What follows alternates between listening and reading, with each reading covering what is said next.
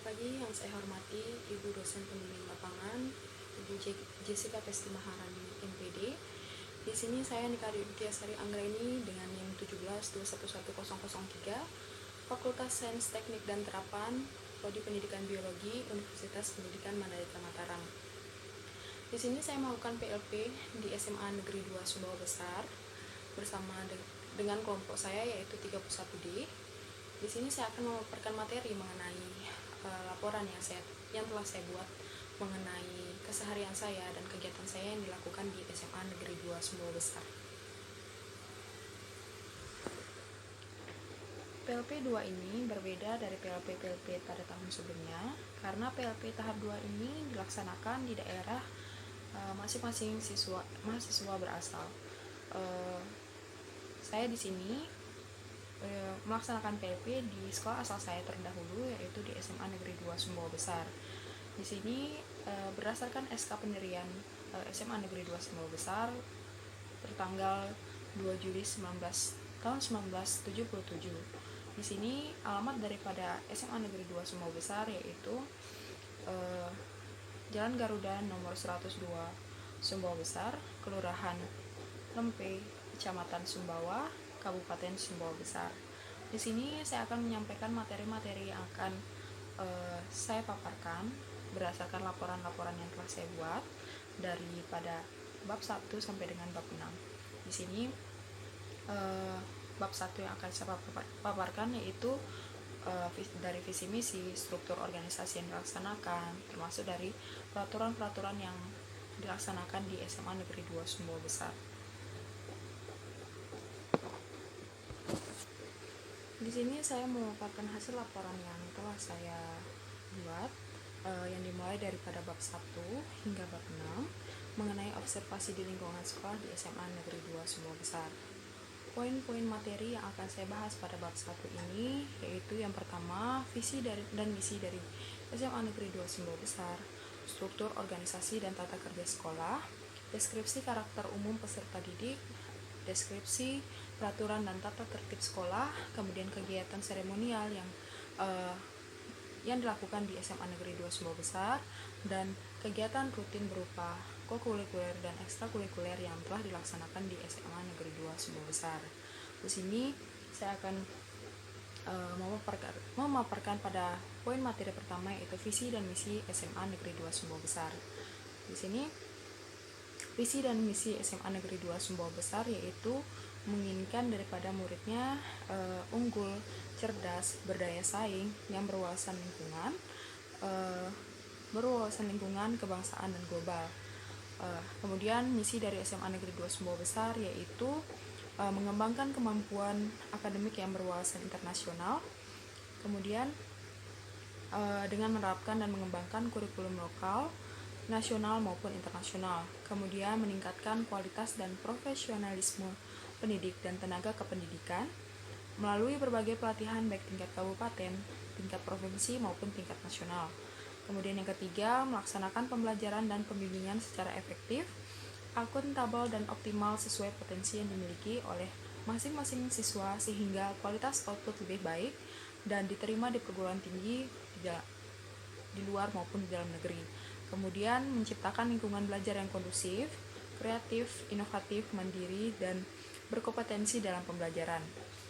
Poin kelima yaitu mendorong dan membantu siswa dalam menciptakan prestasi dalam kegiatan akademik dan non-akademik. Yang keenam, menanamkan nilai-nilai budaya moral, disiplin, tertib, seni, dan etika melalui pengembangan kultur sekolah yang sesuai dengan norma keagamaan dan kebangsaan di kalangan warga sekolah.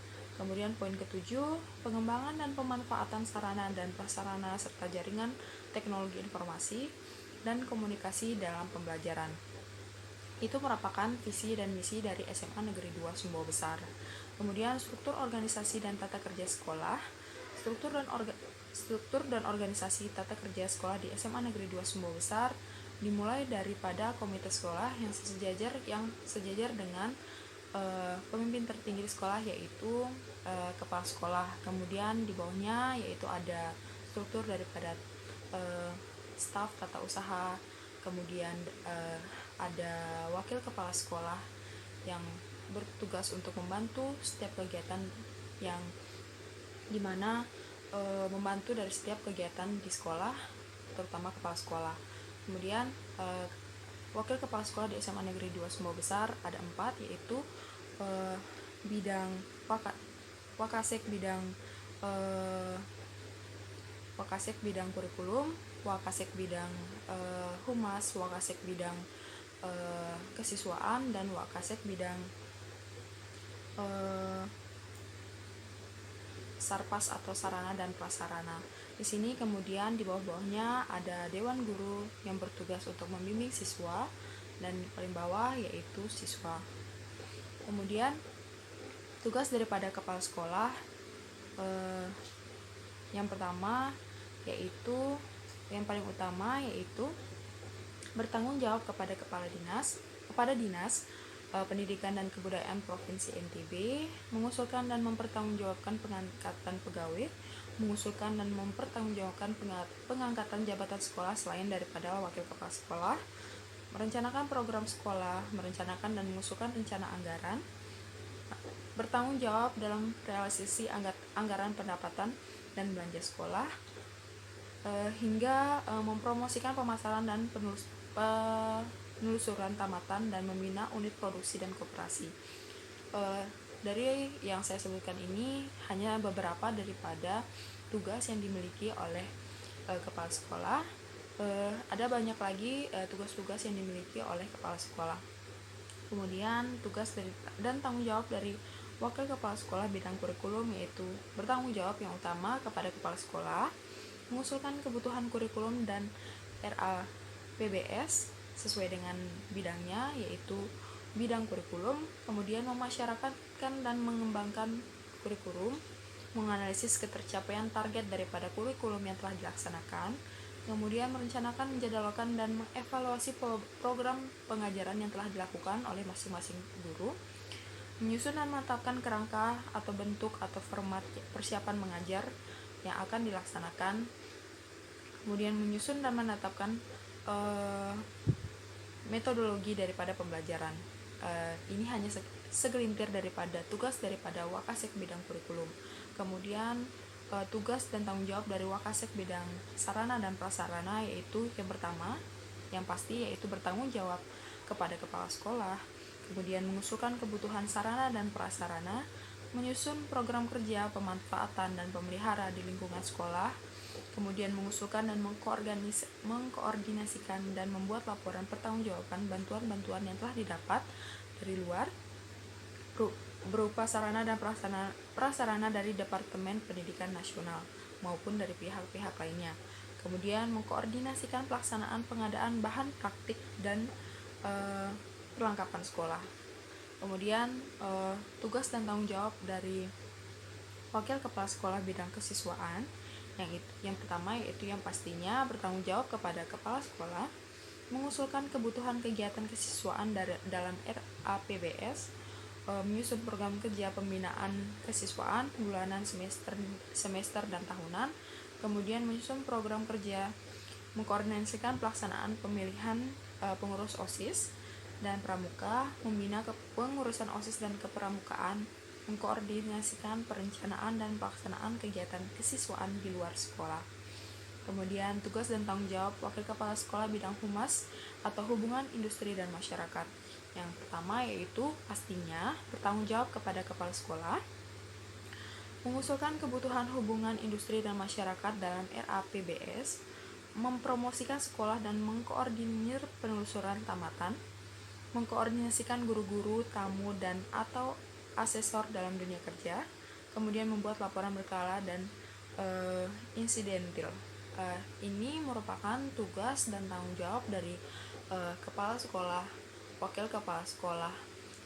Yang saya sebutkan ini hanya beberapa saja tugas dan tanggung jawab yang diembannya. Selain itu, tugas dan tanggung jawab kepala bendahara juga yang pertama bertanggung jawab kepada kepala sekolah juga, menyusun program kerja keuangan, mengusulkan kebutuhan administrasi dan pelaporan keuangan dalam RAPBS, kemudian menyusun rencana anggaran pendapatan dan belanja sekolah. Selain itu juga mengurus keuangan beasiswa, mengurus administrasi keuangan, termasuk gaji guru di SMA Negeri 2 Sumbawa Besar. Itu merupakan struktur organisasi dan tata kerja sekolah, dan merupakan yang tadi saya sebutkan itu deskripsi daripada tugas dan tanggung jawab yang dimiliki oleh struktur organisasi di SMA Negeri 2 Sumbawa Besar. Yang poin ketiga yaitu deskripsi karakter umum peserta didik. Di sini karakter daripada siswa di SMA Negeri 2 Sumbawa Besar sesuai dengan visinya, yaitu ingin menjadikan siswa dari SMA Negeri 2 Sumbawa Besar unggul, cerdas, berdaya saing, yang berwawasan lingkungan, kebangsaan, dan global. Di sini karakter daripada SMA Negeri 2 Sumbawa Besar, daripada itu guru-gurunya ingin membentuk supaya karakter dari SMA siswa tersebut cerdas, unggul, sesuai dengan keterampilan yang sedang dijalani, yaitu keterampilan pada abad 21 sekarang ini, yang dimana keterampilan belajar dan inovasi yang dibuat oleh guru itu supaya siswa tersebut aktif dalam pembelajaran, aktif dalam bidang ekstrakurikuler maupun kurikuler, aktif dalam setiap kegiatan di kelas. Kemudian keahlian literasi digital. Sekarang ini literasi digital, misalkan dalam penggunaan komputer maupun media belajar lainnya, di sini siswa terlibat aktif, apalagi di kala pandemi COVID-19 ini. Siswa lebih memanfaatkan media literasi belajar dengan menggunakan internet, baik melalui laptop maupun menggunakan Android yang dimilikinya. Di sini siswa menggunakan akses media belajar daripada Google Classroom yang biasa digunakan. Di sini guru-guru men-share atau membagikan tugas ataupun materi yang diajarkan melalui Google Classroom, yang dimana nantinya siswa tersebut mengerjakan soal tersebut atau membaca materi-materi yang telah dibagikan atau di-share oleh guru masing-masing bidang studi. Kemudian kecakapan hidup dan karir. Di sini siswa dibangun inisiatifnya sendiri untuk peduli terhadap dirinya masing-masing. Maksudnya di sini pembelajaran tersebut siswa diminta untuk lebih fleksibel, untuk lebih memahami karakter apa yang dimiliki oleh siswa. Kemudian siswa dibangun pemikirannya untuk lebih mencintai pembelajaran yang sedang dipelajari, agar siswa tersebut menanamkan materi yang telah dipelajari itu di pikirannya maupun di otaknya. Kemudian karakter daripada siswa SMA Negeri 2 Sumbawa Besar tersebut karakternya disiplin, yang pastinya karena yang telah saya pelajari atau saya amati belakangan kemarin setelah PLP 2 ini, siswanya tersebut disiplin, datang tuh sesuai sebelum dari waktu yang telah ditentukan. Kemudian dalam kelas pun siswa saat pembelajaran itu aktif dan tenang. Kemudian saat disuruh keluar main pun di sini poin yang keempat yaitu deskripsi peraturan dan tata tertib sekolah, di mana SMA Negeri 2 Sumbawa Besar memiliki peraturan atau tata tertib bagi siswa maupun gurunya, yaitu wajib mengikuti proses pembelajaran dengan tertib, tekun, dan penuh semangat, menjaga nama baik diri sendiri, keluarga, dan sekolah, mengikuti pendidikan agama sesuai dengan agama yang sedang dianutnya, memudayakan 5S yaitu senyum, sapa, salam, sopan, dan santun, menggunakan seragam yang sesuai dengan hariannya, dan menggunakan ikat pinggang berwarna hitam dan kaos kaki putih dan sepatu berwarna hitam. Kemudian mengikuti kegiatan ekstrakurikuler yang diselenggarakan oleh sekolah, kemudian melaksanakan sholat duha jika ada yang jam yang kosong, mengikuti kegiatan imtak yang diprogramkan oleh sekolah, dan lain-lain. Kemudian pada dasarnya kegiatan atau peraturan yang dibuat oleh SMA Negeri 2 Sumbawa Besar tidak berbeda jauh daripada sekolah-sekolah lainnya, namun SMA 2 pasti memiliki ciri khas sendiri daripada peraturan yang dibuat oleh SMA Negeri 2 Sumbawa Besar. Kemudian kegiatan seremonial yang dilakukan di sekolah yang pertama yaitu yang pertama yang biasa kita ketahui yaitu upacara bendera setiap hari Senin. Nah, sekarang ini wabah COVID-19 mengharuskan siswa untuk belajar secara daring maupun luring. Pada saat saya PLP, SMA Negeri 2 Sumbawa Besar melakukan pembelajaran secara tatap muka pada percobaan kedua, yang dimana siswa atau peserta didiknya itu masuk berdasarkan sistem ganjil genap yang mengikuti absennya. Di sini pada saat saya mengajar pertama kali itu siswa yang berabsen ganjil, di mana siswa tersebut atau bersamaan dengan guru-gurunya juga melaksanakan atau melakukan kegiatan upacara bendera yang dilaksanakan wajib setiap hari Senin. Di situ kegiatan upacara berjalan dengan hikmat dan lancar sesuai dengan tahap-tahap yang biasa dilaksanakan. Kemudian pada sebelum tatap muka berlangsung, kegiatan seremonial berupa upacara bendera tidak dilaksanakan karena siswa melaksanakan pembelajaran secara daring atau melalui online. Kemudian seremonial lainnya yaitu mungkin biasa, yaitu kepala sekolah mengadakan rapat bersama dewan guru untuk membicarakan pembelajaran yang telah dilaksanakan ataupun evaluasi yang dilaksanakan untuk meningkatkan pembelajaran yang diinginkan. Biasanya rapat tersebut dilaksanakan di akhir atau di awal bulan tersebut. Kemudian kegiatan rutin berupa kokurikuler dan ekstrakurikuler. Nah, kegiatan kokurikuler di sini berupa kegiatan kurikuler dan ekstrakurikuler dibagi menjadi beberapa bagian. Ada kegiatan intrakurikuler, yaitu di mana di setiap sekolah umumnya pasti ada kegiatan mendidik, yaitu misalkan pelajaran PPKN, pelajaran agama. Di situ siswa dibentuk karakternya untuk misalkan pembelajaran PKN sesuai dengan Pancasila dan Undang-Undang Dasar. Kemudian agama sesuai dengan agama yang dianut oleh masing-masing peserta didik. Kemudian kegiatan kokurikuler, yaitu di mana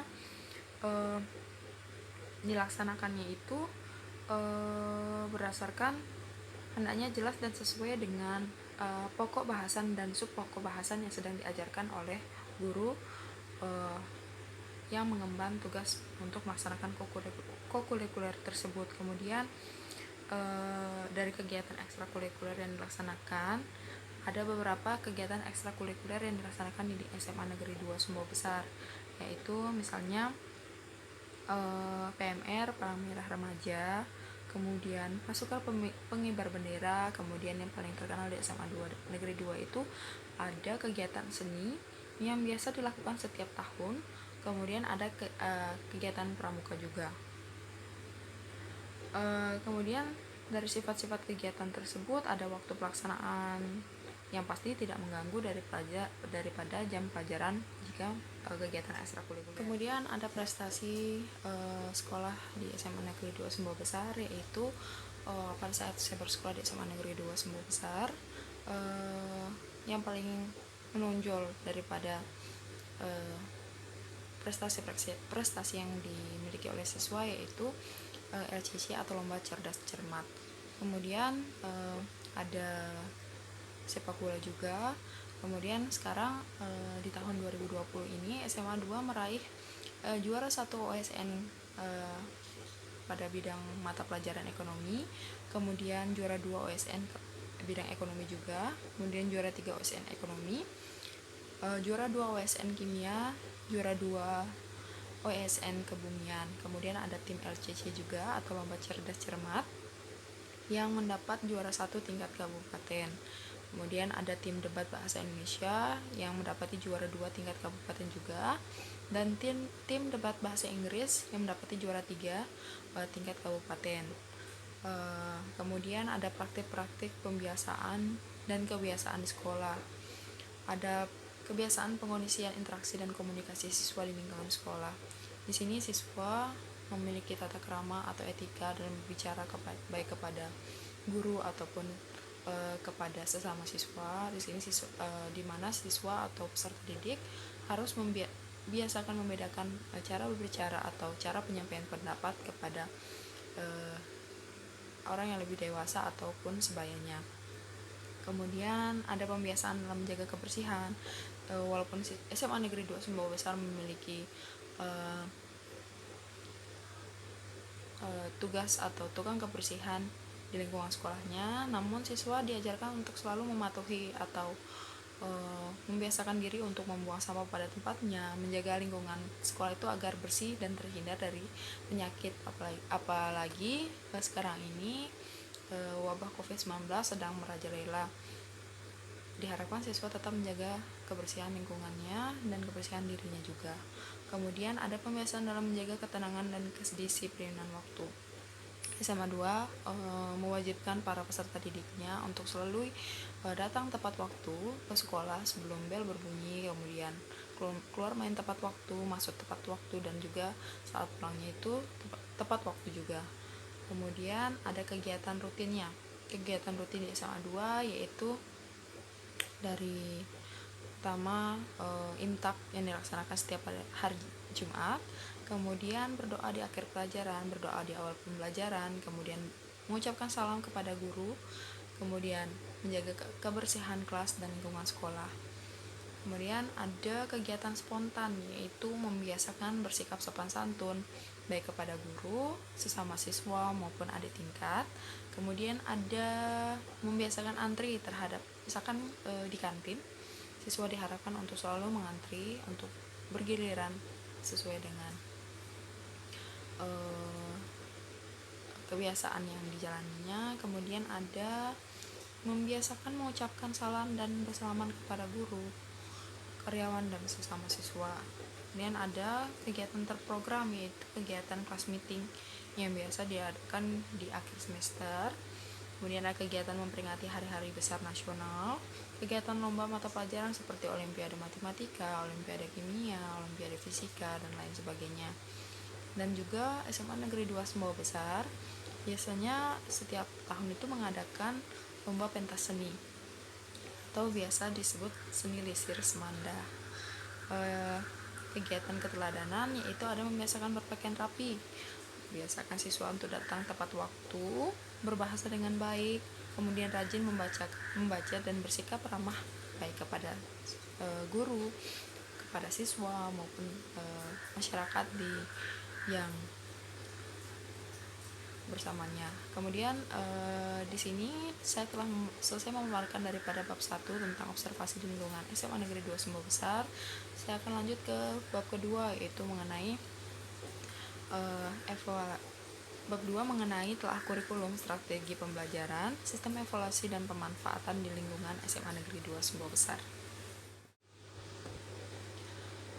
Kita masuk pada pembahasan pokok pada bab kedua, yaitu telah kurikulum, strategi pembelajaran, sistem evaluasi dan pemanfaatannya. Yang pertama ada telaah kurikulum. Kurikulum yang digunakan di SMA Negeri 2 Sumbawa Besar yaitu menggunakan kurikulum 2013, yang dimana secara khususnya di pembelajaran biologi, guru digunakan atau berfungsi sebagai fasilitator atau penyedia pembelajaran yang berguna untuk membantu siswa dalam proses pembelajaran, di mana yang secara keseluruhan siswa berperan aktif dalam pembelajaran tersebut. Siswa dituntut untuk bisa melaksanakan proses pembelajaran dengan lancar agar siswa aktif berperan dan dapat mengerti tentang pelajaran yang sedang dipelajari oleh materi yang sedang diajarkan oleh guru tersebut. Kemudian yang dimana kita ketahui kalau bahwa kurikulum 2013 itu memang guru tersebut berperan sebagai fasilitator dalam pembelajaran dan siswa berperan aktif dalam proses pembelajaran tersebut.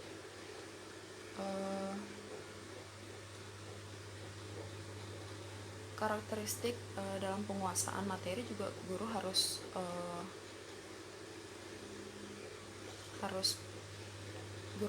dituntut untuk mengetahui atau paham terhadap materi yang sedang diajarkan, sehingga jika siswa kesulitan dalam pembelajaran tersebut, guru dapat berperan dalam membantu siswa untuk mengetahui apa saja yang tidak diketahui oleh murid tersebut. Kemudian guru juga harus merancang proses pembelajaran dengan membuat RPP atau rencana pelaksanaan pembelajaran. Di situ guru nanti berpedoman terhadap RPP tersebut dalam pengajaran materi yang akan diajarkan. Kemudian ada strategi pembelajaran. Nah, strategi pembelajaran yang digunakan oleh guru bidang studi biologi di kelas 11 IPA 3, 4, dan 5 yaitu menggunakan teknik trifase teknik, yang dimana metode ini dibagi menjadi 3, yaitu ada tahap pembukaan yang dimana guru memberikan motivasi kepada siswa agar siswa tersebut lebih percaya diri dalam pembelajaran, lebih semangat dalam memulai pembelajaran tersebut. Kemudian yang kedua, ada kegiatan inti atau main activities, yaitu dimana guru menjelaskan materi tersebut, kemudian guru memberikan pokok-pokok bahasan materi yang akan dibahas pada pembelajaran tersebut. Kemudian yang ketiga, ada tahapan akhir atau post activities, yang dimana guru menyimpulkan hasil pembelajaran. Nanti di situ adanya hubungan timbal balik antara guru dan peserta didik. Nanti guru memberikan di akhir pembelajaran tersebut, guru memberikan pertanyaan dan siswa menjawab pertanyaan tersebut dan menyimpulkan hasil akhir dari pembelajaran yang dibahas pada hari itu. Kemudian sistem dan perangkat evaluasi. Di sini berdasarkan hasil telah yang saya lihat di SMA Negeri 2 Sumbawa Besar, adanya rencana pembelajaran dibuat di awal pembelajaran untuk menjadi pedoman dalam pembelajaran tersebut. Kemudian guru memberikan materi sehingga terjadi proses pembelajaran yang segimana mestinya. Kemudian nanti di akhirnya terjadi evaluasi, di mana strategi yang digunakan atau teknik pembelajaran yang diterapkan tersebut sudah pas atau belum terhadap peserta didik. Apakah terjadi kekurangan atau bagaimana, nanti guru mengevaluasi atau melihat apa kekurangan dari pembelajaran tersebut, sehingga akhir pembelajaran selanjutnya guru akan menerapkan teknik atau strategi yang lebih tepat untuk membangun pengetahuan siswa. Kemudian ada pemanfaatan TIK atau teknologi informasi dan komunikasi. Di masa pandemi ini teknologi sangat berperan penting, apalagi siswa dituntut untuk memiliki Android ataupun laptop untuk mengerjakan tugas melalui Google Classroom. Di situ karena pembelajaran itu secara daring. Mulai tatap muka pun Google Classroom masih berperan penting dalam pengajaran atau pemberian tugas oleh guru kepada siswa, karena di situ guru memberikan materi, tugas dengan segala macamnya melalui Google Classroom ataupun grup WhatsApp. Setelah itu ada masuk ke bab 3 mengenai pendampingan peserta didik, ekstrakurikuler dan pekerjaan administrasi. Di bab 3 ini pada poin pertama yaitu tugas pendampingan peserta didik, yang awalnya sebelum melaksanakan pembelajaran atau terjun secara langsung untuk mengajarkan kepada siswa mengenai materi yang akan diajarkan, kami peserta PLP membuat terlebih dahulu perangkat pembelajaran seperti RPP, silabus, dan sebagainya, termasuk metode apa atau strategi apa yang akan kita terapkan di kelas nanti untuk mengajarkan kepada siswa. Untuk lebih pahamnya, kita menggunakan strategi atau mode pembelajaran apa sesuai dengan materi yang sedang diajarkan.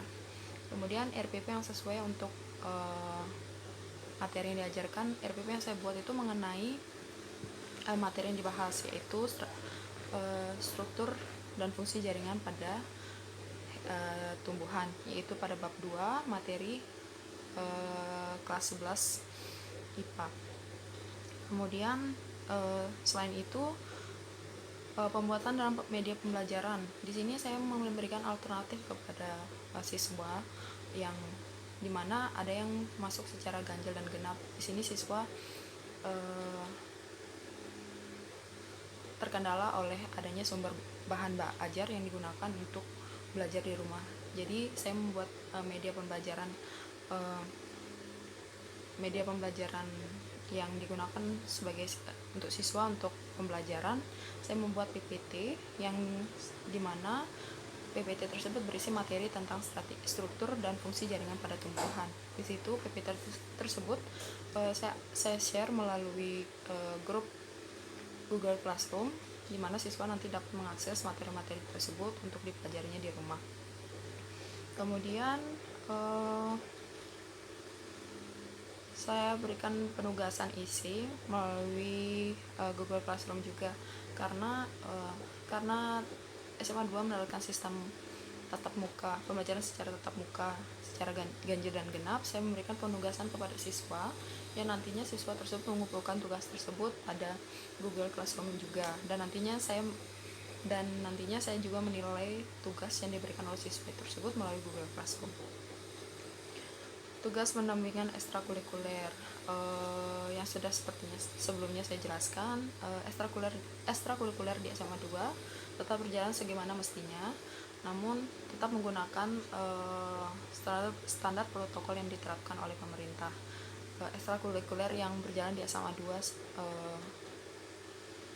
yang saya ketahui yaitu pramuka dan kegiatan OSIS, di mana pramuka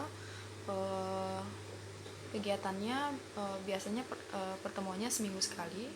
Di situ pendamping pramukanya memberikan arahan-arahan dan memberikan praktik-praktik yang dimana untuk membangkitkan siswa atau peserta didik yang mengikuti kegiatan tersebut walaupun sedang terjadinya pandemi COVID-19 ini. Kemudian ada pekerjaan administrasi yang dilakukan di SMA Negeri 2 Sumbawa Besar. Yang saya lakukan yaitu seperti biasa di awal pembelajaran melakukan absensi atau presensi kepada siswa, karena absensi atau presensi itu penting untuk mencatat siswa yang masuk atau tidak masuk selama pembelajaran tersebut. Kemudian dilanjut di bab keempat, yaitu perangkat pembelajaran media pembelajaran administrasi pendidikan yang digunakan oleh guru. Yang seperti saya ketahui, perangkat pembelajaran digunakan oleh guru yaitu yang pertama ada RPP, silabus, Prota, Promes. Prota itu program tahunan dan Promes program semester. Kemudian ada yang pasti itu ada kalender pendidikan. Kalender pendidikan tersebut memuat jadwal-jadwal yang sesuai untuk pembelajaran selama setahun tersebut. Kemudian silabus dan RPP-nya juga berkaitan dengan materi yang sedang diajarkan. Misalkan pada bab 2 yaitu mengajarkan tentang struktur dan fungsi jaringan pada tumbuhan. Kemudian masuk ke bab 5 juga ada bab 5 perangkat pembelajaran media pembelajaran administrasi pendidikan yang dibuat oleh mahasiswa. Kami membuat RPP, silabus, Prota, dan Promes sesuai dengan anjuran atau arahan daripada guru pamong. Di situ kami membuat RPP dan silabus sesuai dengan materi yang sedang diajarkan, yaitu bab 2 mengenai struktur dan fungsi jaringan pada tumbuhan. Masuk pada bab 6 yaitu mengenai jurnal refleksi pembelajaran. Di sini menurut pengamatan yang saya amati selama proses pengajaran dan pembelajaran di SMA Negeri 2 Sumbawa Besar, adanya kendala yaitu pada sumber bahan belajar yang digunakan oleh siswa. Karena pada saat masa pandemi kemarin, SMA Negeri 2 Sumbawa Besar memanfaatkan waktu untuk merombak atau merenovasi daripada gedung yang dimilikinya, sehingga arah atau letak buku-buku yang ada di perpustakaan itu tidak menentu, sehingga siswa sebagian besar tidak memiliki buku paket atau buku pegangan untuk pembelajaran di rumah. Namun saya memberikan solusi kepada guru bidang studi untuk membuat PowerPoint atau men-share link YouTube yang berkaitan dengan materi mengenai struktur dan fungsi jaringan pada tumbuhan. Di situ saya memberikan solusi berupa pembuatan PPT dan memberikan link melalui Google Classroom. Di situ siswa nanti dapat mengakses materi tersebut melalui Google Classroom dan dipelajarinya di rumah. Kemudian saya mengharapkan siswa untuk mempelajari materi yang saya share di Google Classroom tersebut, sehingga nantinya pada saat awal pembelajaran tersebut saya memberikan sebuah umpan balik atau pertanyaan kepada siswa mengenai materi yang saya share sebelumnya, agar siswa lebih memahami materi yang sedang dipelajari atau yang akan dipelajari tersebut. Sekian pemaparan materi dari laporan yang telah saya buat pelaksanaan PLP tahap 2 di SMA Negeri 2 Sumbawa Besar. Mohon maaf apabila ada kekurangan dalam pemaparan materi atau kesalahan pengucapan yang saya paparkan barusan ini. Terima kasih atas waktunya. Selamat pagi.